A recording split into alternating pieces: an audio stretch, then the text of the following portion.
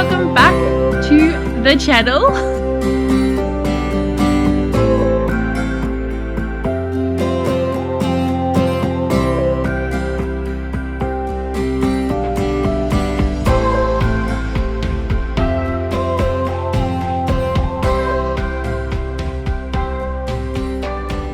Hey guys, welcome back to the channel.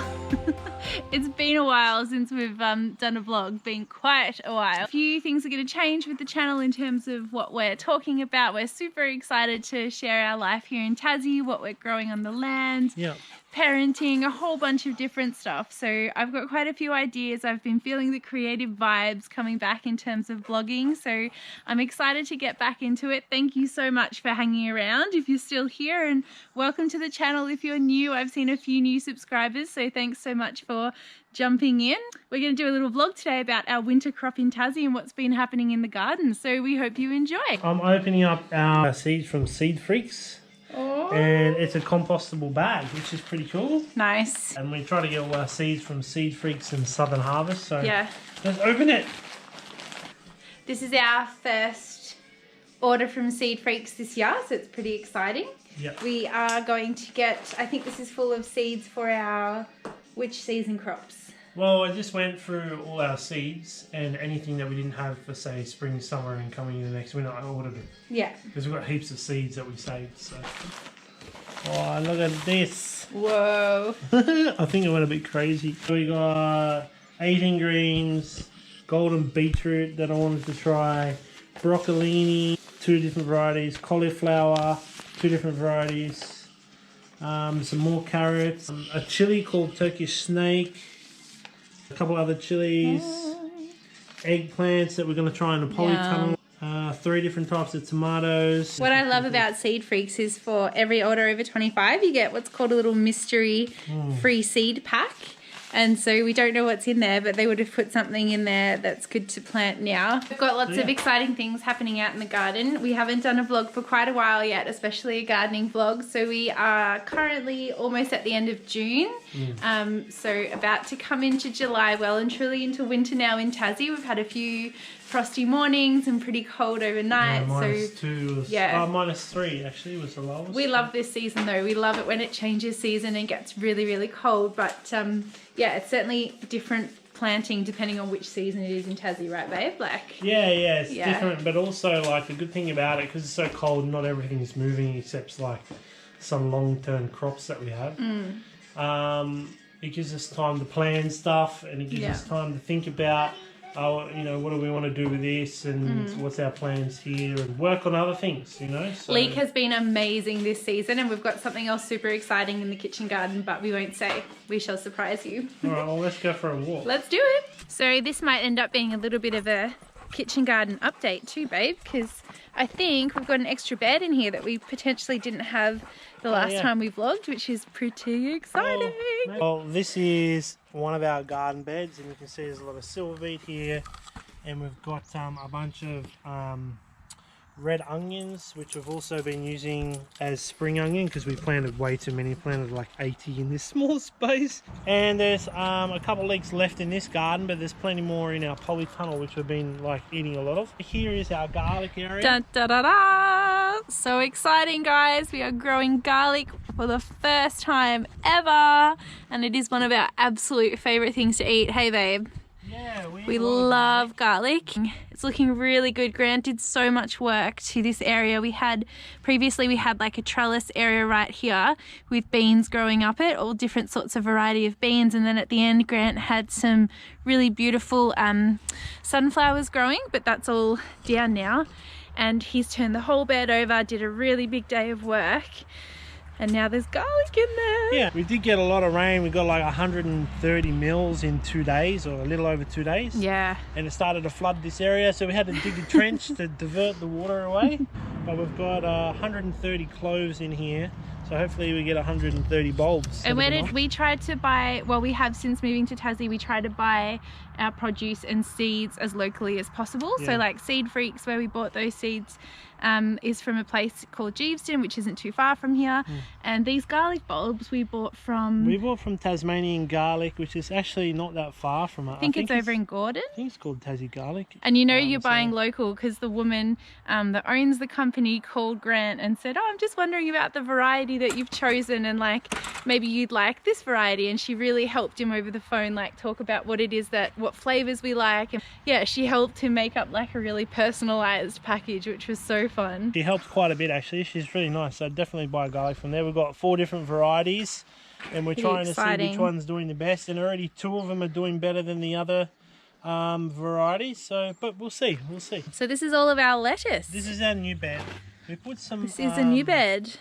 Lettuce in here to see if we could get a last of a lettuce crop coming into winter. And look, it's doing okay. It's not doing the best. It is stunted, but we bunged up this super dodgy, well, I did when I was sick. I bunged up this really quick little thing to tuck in the babies at night over the really cold nights whilst they were still teeny tiny, and they seem to be doing okay. And in this bed we have we've got some lettuce, there's some cauliflower, there's some onions in here. We've done dense cropping, so it works really well because we're able to get some lettuce underneath and around the cauliflower, and then the lettuce coming out, and now the cauliflower is producing. We've got some beetroots in the back. Oh my gosh, the beetroots have been epic. Yeah, you should definitely grow beetroots if you can. They are amazing. And there's some asparagus hiding in there as well, which we transplanted and sort of forgot about, but anyway. A couple of composts in here now. Yeah. Got these 2. Good and healthy. Yeah. So this is a new one that we've started not long ago, and that one over there is the original one, I think, which Grant and the boys have just emptied into the new bed with a whole bunch of other stuff. But yeah, so it's pretty awesome, and then we've started it new again now. Then we've got this bed here. This bed has got a lettuce that's gone to seed that we're hoping to collect seed from. And there's some beetroots over to the left, then a line of lettuce, and the rest is pretty much silver beet that's growing in here. I reckon we're pretty happy with our winter beds, would you say? Like, they've been really good. This is our 2nd winter growing in Tassie now, and yeah, it's been really good. Like, it's such a journey because, like we've said before, but you're getting used to the climate, and then also what to plant when, and also we live in a valley, so like our climate can be quite variable. Yeah, pretty good. It's been pretty epic. Yeah. And over here's the cauliflower. Ooh, look babe, there's another one. So this is our cauliflower bed. We started cauliflower and broccoli, but I should have labelled them. I didn't label them. And now we've ended up with like a cross. I think it's a cross. I don't know.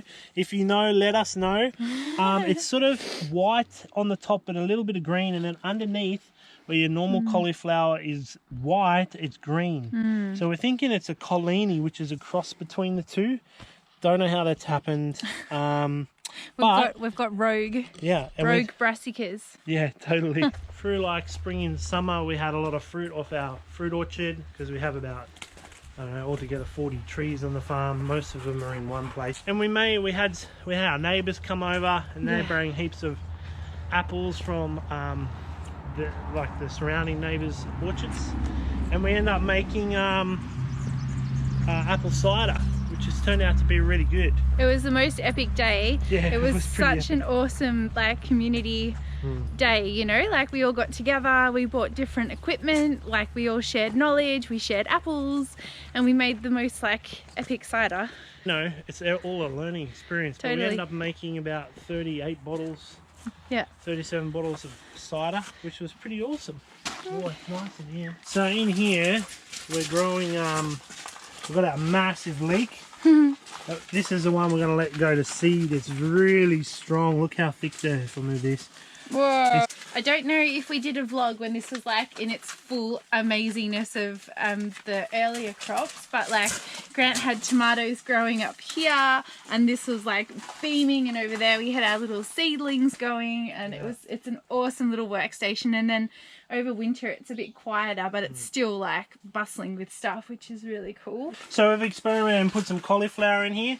They were actually planted the same time as the cauliflower outside. Not as big. So I think the cauliflower, or it could be the soil, I don't know, they're just not as big, but they're still doing okay. And we've got some radishes dotted through here, we've got some more silver beet, and of course our leeks. And we've also got some globe artichokes down here in a pot. We've got our giant red mustard here. It popped The up in one biggest of our red fields. mustard that you've ever seen. These two plants were volunteer plants that just popped up in our paddock. We'll probably start using this table over here and setting up our seedlings soon, you know, probably in, I don't know, a couple months. I learned last year that it takes, you have to really wait till sort of the first month of spring, because I started a lot of plants early and that was just too cold too early. Even in spring it was too cold. We really needed to be, you know, mid-spring to early spring until we can start getting our spring vegetables taking in, because it's just still too cold here in springtime. That was my experience anyway. So yeah. So the cool thing about the seasons in Tassie and gardening and trying to live a little bit more off the land and whatever it is that you're trying to do is that you're season led, which is really nice as well. So during winter, like, things in the garden aren't pumping as hard, but Grant's been working super hard, doing a whole bunch of stuff, either like turning the garden over, which was a big job to put the garlic in, and then he's been doing a few fencing things. There's always jobs around the property that need doing, whether it's like to plan for future garden beds or kind of altering things a little bit to make it work better for us. So Yeah, it's nice like that there's always that balance, you know, like if you're not in the garden, then you're doing something else to either prepare for new gardens or to make the property work a little bit better for us. So we're going to head over to the chicken coop now, and we've always been working on the chicken coop, but something's always popped up. It was like, oh, we're going to mulch a fruit orchard, oh, we're going to prune the trees, stop the fruit orchard, you know. Yeah. Oh, we're going to start a new garden bed because we've run out of space, and then we stopped the chicken coop.